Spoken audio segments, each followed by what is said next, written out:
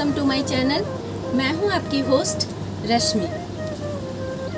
मैं हमेशा आप लोगों को कहती हूं कि हर चीज़ का एक निश्चित टाइम होता है, उसका ज़रूर ख्याल रखना चाहिए। और मैं कंपोस्ट पे भी बहुत ज़्यादा जोर नहीं डालती हूं। और इतनी गर्मी में मैंने अभी कुछ एक्सपेरिमेंट किया था कुछ प्लांट्स पे, वो आप लोगों के साथ शेयर करना चाहती हूँ। हमारी आज की वीडियो इसी पे होगी। हमारे प्लांट के लिए जो मई जून की गर्मी होती है वो बहुत ही नुकसान देने वाली होती है। उस समय हमें कुछ बातों का ज़रूर ख्याल रखना चाहिए। और आपने अभी तक जो मेरी वीडियोस देखी होंगी उसमें मैं बहुत ज़्यादा कंपोस्ट पे जोर नहीं डालती हूँ। जैसे कि हमेशा मैं कमेंट्स भी पढ़ती हूँ तो उसमें हमेशा ये क्वेश्चन ज़्यादा होते हैं कि कौन सा कंपोस्ट डालूँ, क्या हमें डालना चाहिए। पौधों में कोई भी प्रॉब्लम हो तो उसका सॉल्यूशन ऐसा मुझे लगता है कि हमें ऐसा हर टाइम लगता है कि फर्टिलाइज़र देने से शायद वो सॉल्व हो जाएगा, लेकिन ऐसा नहीं होता है।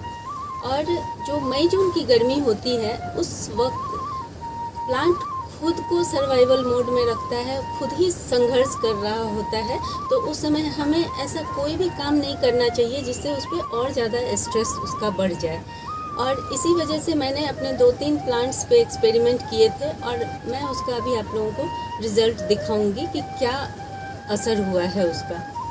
आप लोग मेरी वो वीडियो ज़रूर देखिएगा जिसमें मैंने आप लोगों को समर सीजनल प्लांट के बारे में बताया था, लगाना दिखाया था कि कैसे हम छोटे छोटे सैपलिंग लगा सकते हैं। उसी में से आप यहाँ देखें, मैंने गोम्फ्रीना का प्लांट भी आप लोगों को दिखाया था। और ये वो प्लांट है जो ये 2-3 महीने में इतना सुंदर फ्लावरिंग कर रहा है। और इसके साथ ही जो मैंने प्लांट तैयार किए हुए थे उसमें 3 कलर में फ्लावर निकले हुए थे। एक डार्क कलर का था, एक वाइट कलर का था। और ये पूरी गर्मी बहुत अच्छे से सर्वाइव करते हैं। लेकिन मैंने इसके 2 प्लांट में, आप देखें यहाँ ये फ्लावरिंग कर रहा है, यहाँ इसके 2 और प्लांट हैं जो बहुत हेल्दी हैं और प्लास्टिक के पॉट में रखे हुए हैं। आप यहाँ भी देख सकते हैं, ये प्लास्टिक का ग्रो बैग है, इसमें रखा हुआ है। ये भी प्लास्टिक का एक कंटेनर है, इसमें रखा हुआ है। लेकिन आप इसकी हेल्दी ग्रोथ देख सकते हैं। ये भी अभी फ्लावरिंग पे आया हुआ है, कुछ ही टाइम में फ्लावरिंग होगी इसकी। और ये फुल फ्लावरिंग कर रहा है अभी। इसी में 2 और प्लांट थे, एक वाइट और एक डार्क पर्पल। उसमें मैंने कुछ कंपोस्ट ऐड किया था और मैं आपको उसके रिज़ल्ट दिखाना चाहती हूँ। कंपोस्ट डालने के अगले दिन ही उसकी ये हालत थी। ये देखें आप, ये वाइट कलर का गोम्फ्रीना है।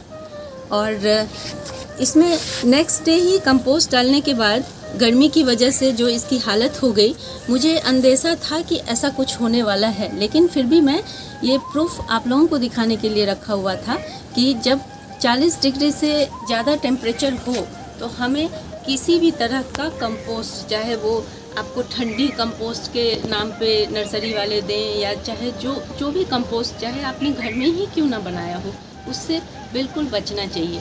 अगर हम ये 2 महीने कंपोस्ट ना भी देंगे तो हमारे पौधों को इससे कोई नुकसान नहीं होने वाला है। इसलिए इस बात का ज़रूर ख्याल रखें। देखिए, मैंने अपना एक ये प्लांट खोया और एक ये प्लांट, ये देखें, ये भी गोम्फ्रीना का ही प्लांट है। और आप इसमें देख सकते हैं कि ये कितने सुंदर कलर में ये फ्लावरिंग होने वाली थी। इसकी छोटे छोटे बर्ड निकले हुए थे। मैंने बहुत ज़्यादा कंपोस्ट डाला भी नहीं था, लेकिन गर्मी बहुत ज़्यादा थी जिसकी वजह से ये हालत हो गई। आप लोग भी हमेशा कहते हैं, मैंने बहुत सारे कमेंट्स में देखा है कि आप लोगों का ये रहता है कमेंट कि हमारा पौधा अचानक मर गया। तो अचानक मरने के सिर्फ 2 ही कारण हो सकते हैं। पहला है कंपोस्ट या फर्टिलाइज़र आपने कोई डाला है, उसका इम्पैक्ट गर्मी में। और दूसरा वाटरिंग। मैंने कहीं एक जगह ये भी कमेंट पढ़ा था, किसी पोस्ट पे मैंने पढ़ा था कि यूट्यूबर से बच के रहें। वो आपको कम पानी देने के लिए बोलेंगे, लेकिन आप सुबह शाम अच्छे से पानी डालना अपने प्लांट को।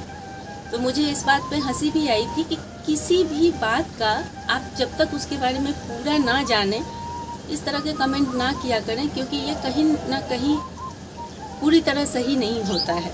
इसके डेप्थ में जाएं, इसको जानने की कोशिश करें कि क्यों ऐसा कहा जाता है। जब आप गर्मी में ज़्यादा वाटरिंग करेंगे तो इस तरह के जो सॉफ्ट प्लांट होते हैं, जैसे हार्ड प्लांट हैं, रबर प्लांट है या फिर आपका कोई फ्लावरिंग हिबिस्कस है, इस तरह के जो प्लांट होते हैं इसमें थोड़ा बहुत पानी डल भी गया तो कोई बात नहीं, उसकी स्टेम ऐसी होती हैं कि उन पे उतना असर नहीं पड़ता। लेकिन जो सीजनल प्लांट होते हैं, फ्लावरिंग प्लांट होते हैं, अब इस तरह के पौधे को अगर हम बचा के ना रखेंगे तो इसकी क्या हालत होगी आप समझ सकते हैं। छोटा नाजुक सा प्लांट है तो हमें इसको हमेशा बचा के रखना है। अगर हम इसमें ज़्यादा पानी देते हैं और हीट बढ़ती जाती है तो एक तो हम आजकल प्लास्टिक के कंटेनर यूज़ करते हैं।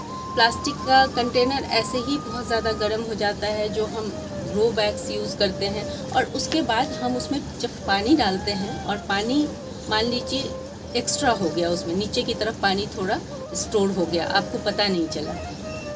उसके बाद जब हीट पड़ती है उस पर तो वो अपने बॉइलिंग पॉइंट पे आ जाता है, और जब इतना हीट पैदा हो जाता है तो आप समझ लें कि इसकी जड़ें कितना सस्टेन कर पाएंगी, उनका तो मरना तय है।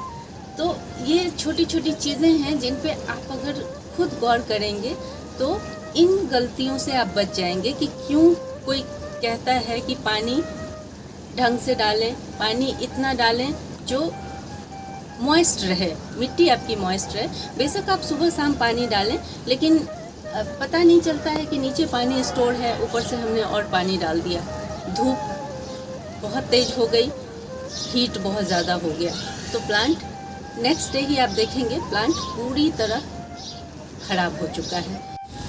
इसी तरह से मैंने बैगन के प्लांट में भी थोड़े कंपोस्ट डाले थे, और आप देखेंगे कि बैगन के प्लांट में ये छोटे छोटे बैगन लगे हुए थे, और उस पर इसका क्या इम्पैक्ट हुआ वो भी मैं आप लोगों को दिखा रही हूँ।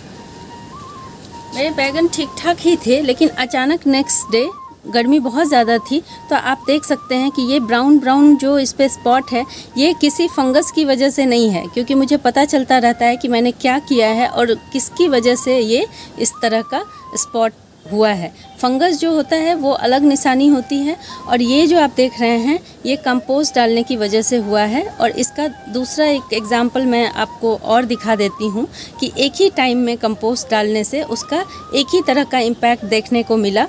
तो इसका रीज़न यही है, कंपोस्ट गर्मी में बहुत ज़्यादा हीट में बिल्कुल नहीं डालना चाहिए। ये देखें यहाँ, ये आप देख सकते हैं, ये मेरा दो बड़ा वाला जो नींबू होता है जिसको गलगल भी या चकोतरा भी कहते हैं, ये उसका प्लांट है। मेरा छोटा सा ही प्लांट है, इसमें 2 फ्रूट लगे हुए थे। इसमें भी मैंने कंपोस्ट डाला था, और चूँकि ये हार्ड वुड प्लांट है, लेकिन मैं उसमें भी आपको वो इम्पैक्ट दिखाना चाह रही थी कि क्या इसका असर हो सकता है। चूँकि टेम्परेचर बहुत ज़्यादा था, इस वजह से नेक्स्ट डे ही, कंपोस्ट डालने के नेक्स्ट डे ही इसमें ये पैचेस पड़ गए। ये कोई वायरस, कोई फंगस, किसी तरह का कोई पेस्ट नहीं है। ये चूँकि मुझे मालूम है कि मैंने कंपोस्ट डाला था, और मैं इस चीज़ का वेट ही कर रही थी कि इसमें ये ज़रूर ये लक्षण दिखेंगे, और ये मैंने सिर्फ आप लोगों को दिखाने के लिए किया है कि क्या रिज़ल्ट हो सकता है। जबकि हम ये 2 महीने बिल्कुल हमें बचना चाहिए कंपोस्ट डालने से, चाहे वो घर की ही बनी हुई क्यों ना हो, क्योंकि इससे बहुत सारी प्रॉब्लम क्रिएट हो जाती हैं। जो हार्डवुड प्लांट है उसमें भी इसका असर पड़ता है, क्योंकि ये सब अपने सर्वाइवल मोड में होते हैं, सब हीट से बचने के लिए संघर्ष कर रहे होते हैं, और कहीं ना कहीं थोड़ा बहुत हीट कंपोस्ट से जनरेट होता ही होता है। ये दोनों मिल करके इस तरह की परिस्थिति हो जाती है। तो मेरा बस यही कहना है कि बस ये 2 महीने आप कंपोस्ट ना डालें प्लांट में। मैं आप लोगों से हमेशा कहती रहती हूँ कि छोटी छोटी चीज़ों का ध्यान रखें, क्योंकि जब मैं भी शुरू में गार्डनिंग किया करती थी तो मुझे बहुत सारी चुनौती का सामना करना पड़ता था। और ये एक ऐसी चीज़ है जिसमें हम ये नहीं कह सकते कि हमने एक पौधा लगाया, बहुत हेल्दी चल रहा है तो वो हमेशा हेल्दी ही रहेगा, ऐसा नहीं होता है। बहुत बार हमारे प्लांट्स हमारी गलतियों की वजह से ख़राब हो जाते हैं, चल नहीं पाते हैं। और अगर हम इन छोटी छोटी चीज़ों का ध्यान रखेंगे और उस पर अपना फुल एफर्ट डालेंगे तो मुझे लगता है कि हम धीरे धीरे कम गलतियां करेंगे, धीरे धीरे हम इस चीज़ में एक्सपर्ट हो जाएंगे। और गार्डनिंग ऐसी ऐसी चीज़ है जिसमें हमें थ्रू आउट अपना एफर्ट डालना ही पड़ता है। मेरे भी बहुत सारे प्लांट अभी भी, मैं 15 साल से गार्डनिंग कर रही हूँ, लेकिन अभी भी मेरे प्लांट ख़राब हो जाते हैं। इसीलिए मैं आप लोगों से अपना एक्सपीरियंस शेयर करना चाहती हूँ, ताकि आप लोग वो गलती ना दोहराएं जो मेरे से हो जाती है। हम एक दूसरे से ही सीखते सीखते धीरे धीरे उस स्टेज पे पहुँच जाते हैं जहाँ हमसे बहुत कम गलतियाँ होती हैं और हम सक्सेसफुली अपना गार्डनिंग कर पाते हैं। अगर आप लोगों को मेरी ये इन्फॉर्मेशन पसंद आई हो तो प्लीज़ इसे लाइक, शेयर एंड सब्सक्राइब करना ना भूलें। बेल बटन को ज़रूर दबाएं। Leave nature, love nature. Thank you.